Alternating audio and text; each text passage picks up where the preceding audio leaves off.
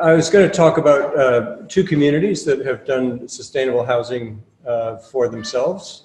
One's in Scotland, where I happen to live for 25 years, and the other one is in the Central Coast, which I'm still very involved with. I'm the project director there for the last 8 years. I'll talk about Findhorn first. It was a community that was started in 1962. It was around a long time.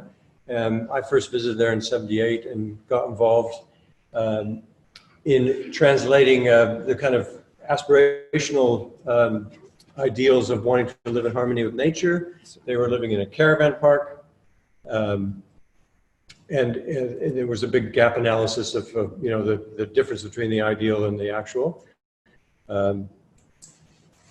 Sorry, John.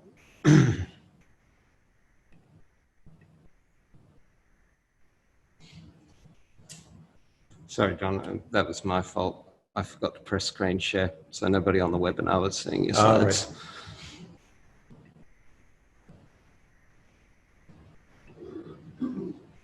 Right. Cool. So the main vision, I suppose, was looking at a new model for how humans live on the planet and trying to do something that might be replicable other places. And the idea of eco-village or planetary village that has planetary awareness and a kind of local groundedness in the environment. But the key things that I think we came up with, obviously ecological, the ecology side of things, but an economic sustainability component, a social community component, and also something about well-being. So how do we care for ourselves? How do we care for the other elements of nature that are kind of crucial to our settlements? So we had really literally no money.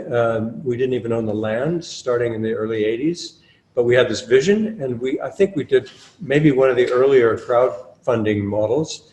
And we did it with pens and papers, and we wrote to people. Lots of people had visited the community in the 70s. It was quite well known. And we wrote to them saying, we really want to do this vision, but we have to buy the land. Can you help us? And over a couple of year period, we raised the money in order to build the actual, or to buy the land and then be able to build something. And that was kind of the early 70s. This is looking in the mid 90s, well, probably mid 2005 or something like that. So a lot of things have happened. And we've done all of the development work, and there's a lot of different elements of it without any bank funding. And partly it's traditional lending institutions just don't really want to know if you're doing something out of the box. If it's not particularly in light of the more recent global financial crisis of 2008, which was caused by the residential property market, issues with that, they really don't want to know what, if it's not a kind of traditional model, how you're going to fund it. They really don't want to be involved. So some of the sort of ecological values, you know, north of Scotland, you have to be well insulated. We want to use sustainable sourced local products as much as possible. Health, non-toxic things. What renewable energy was available to us. If you've been to Scotland, you know that wind is kind of a natural fit. So we actually built some wind turbines. We also did our own wastewater treatment and recycled the water in the community gardens. And in the mid 2005 era, they did a major study looking at the ecological footprint. It's the lowest, at that time it was the lowest in the developed world, looking across the whole globe. And I guess the economic side of it is that over a period of time, in order to raise funds for projects, we developed it was called originally an Industrial Providence Society, but I think it's close enough to a cooperative. So it's a kind of, you're invested in it, you can choose where your money goes, there's a modest return, or you can choose to have no return. And a lot of people put money in, loaned it, and donated the interest that they would have otherwise got, which was a low interest, but they would donate to them worthy projects across the whole community. And there were lots of different models of that. And eventually we did get our own currency as well. So within the community, there are about 60 or 70 businesses now. There are about 800 permanent residents. But it's big enough to now have a let system. plus its own local currency. And so you can choose to pay in local currency. Some businesses have to have some cash and some currency. There's a whole mixture of different options that you can do. But I think the main thing is that the thing that makes it work is the inclusiveness and the social fabric that give people a sense of belonging, of co-ownership, and give them the confidence to put in life savings or large amounts of money into different projects. And that, I think I cut my teeth at Findhorn doing all these different projects. Let's see, from housing, food production. We had the largest community supported agricultural scheme in the UK for a long number of years. We built a wind farm, and we did our own wastewater treatment, as I mentioned. And all of those things were self-funded from within the community, where there was no bank funding at all. And I guess the key thing is the community, the people themselves living there, contributing to their own well-being and helping with worthwhile projects. Community life is a rich, it's particularly living cheek by jowl. You get to know people really well, but you also get the community support. And I think we've seen it in the bushfire tragedy over the summer, communities coming together to help each other. And that's kind of the secret of how to do it. That's my house, by the way, made from an old whiskey barrel. But our motto that I kind of live by is, if it's not fun, it's not sustainable. So we have to have fun as we do all these great projects. And over the period of 25 years, we went from being a lunatic fringe, kind of, who are these people? And the very international community. And for the north of Scotland, it was a little bit challenging sometimes with the very conservative farming and forestry-based local community there. But I think they've come to know and love us. And in fact, even the local council that was very skeptical at the beginning about what we wanted to do, particularly like the first houses made out of whiskey barrels and things, it's like, we claimed that they were indigenous, but that it is whiskey country there. But they then partnered us as we got UN recognition as a consultative NGO. And we now have people that represent us living in Connecticut who take the train in every week to the United Nations and are advising them on sustainable development. So it's been quite a journey, and we're even doing trainings now, UN funded trainings at Findhorn for most of Western Europe, and sending local authority people to go and see some of these sustainable projects, be they buildings, be they other infrastructure kind of projects, or the social side of it as well, the social enterprise.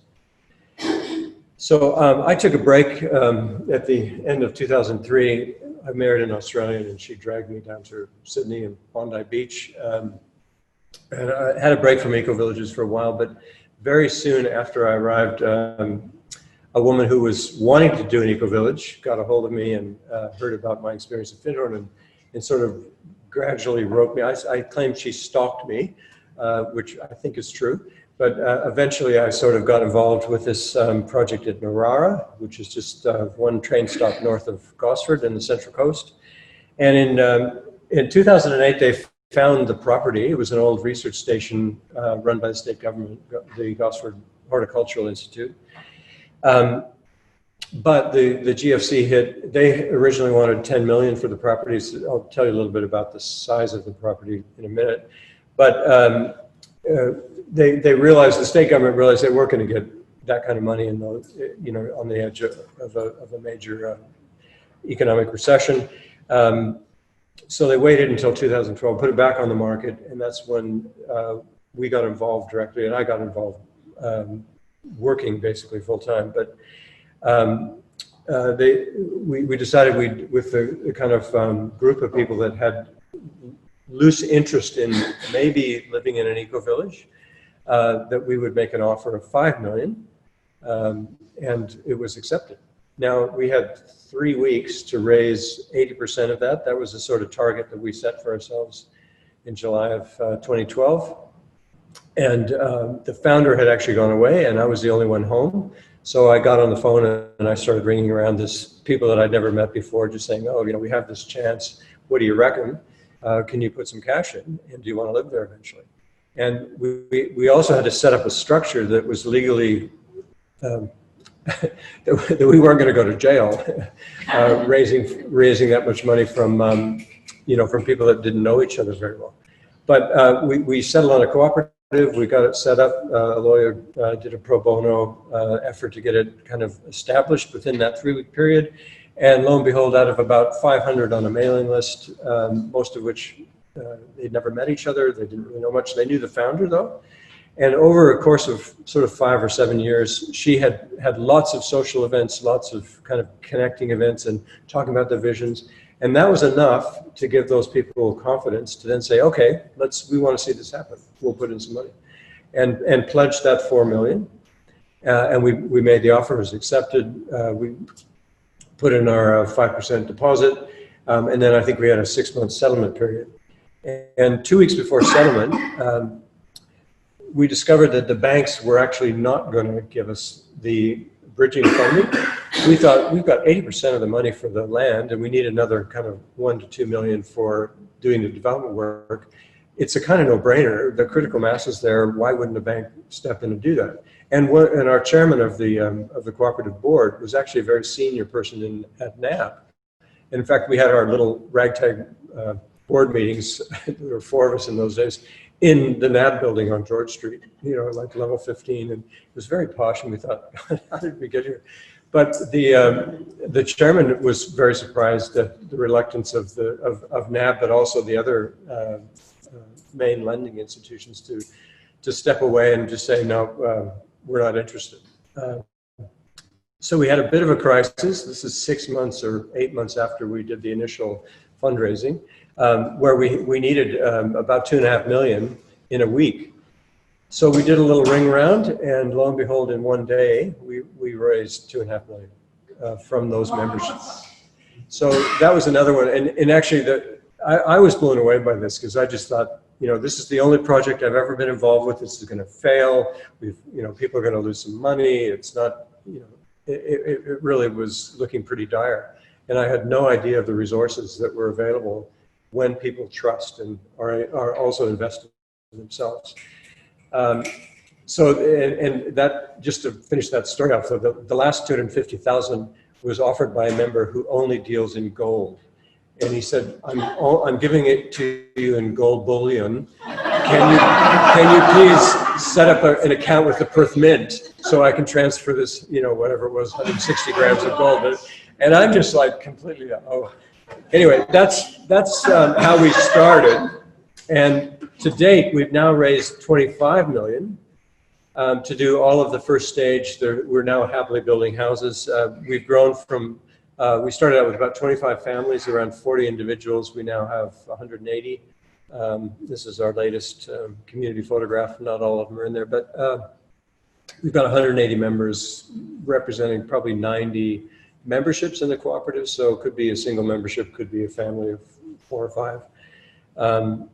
And the site itself is really quite a special site. It was this agricultural research station for 100 years.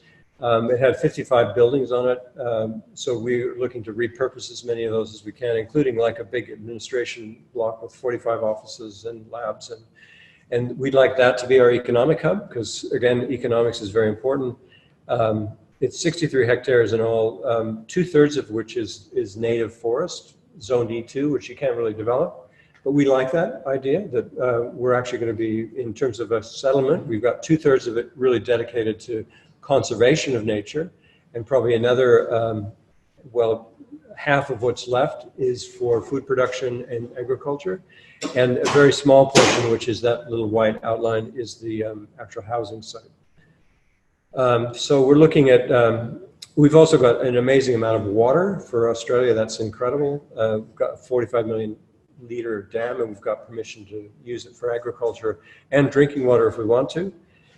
We've got an area for food production. It's a floodplain. Eventually about 180 homes altogether, and business and commerce, being small business and commerce. In fact, we had to do an economic study for council showing that we weren't going to take away from There are business centers that we were small enough that it wasn't going to make a huge impact. But it does mean that you can have some economic activity on the site and people don't have to commute. Thank you, 5 minutes. And we also have a lot of common land and other facilities that we want to build for the community itself in terms of providing amenity. Let's see, that's our first stage. We're under construction. We've just submitted, or just about to submit, the stage 2 DA for another 50 lots. We're our own water utility, which is incredible, and it's a whole story by itself. It'll take me another 20 minutes to tell you. But we're licensed under the Water Industry Competition Act to provide our own water and sewage services. We're also an electricity company, utility for the site. We got a big arena grant that we're to allow us to build a smart grid to manage our energy and be 100% self-sufficient, hopefully a net exporter. And as I mentioned, yeah, we're about 190. So again, it's this social, ecological, economic model, and that's what's galvanized people to want to be a part of it, but it's the social bit that really gives people the confidence. And yeah, that's the social events, creating connections with people. The capital is what gives people the confidence, the shared vision, values. And it's a very, very high-risk project in the beginning, and we were all kind of just holding hands, taking one step at a time. But knowing that we're all in it together is really important. And the cooperative structure is a really good model for a legal entity that actually reflects those values of shared risk and reward. We're also community title development, so that's different than a normal subdivision where there's common land. It's a bit like a strata. You've got common facilities, and we all own the community facilities. We do a thing called sociocracy in terms of decision-making and governance, how to include people and make sure that the quieter voices get heard and included in the decision-making. That's extremely important. I can't emphasize that enough. And then I'll just finish up with a few of the images from the site. It is absolutely stunning. And you're all invited up. We have open days once a month. That's our dam, and just some of the wild nature. And I didn't have time to put in all the building and construction. Yeah, we share the site with other residents, swamp wallabies, and a lot of cockatoos. But I like this also, this image, you know.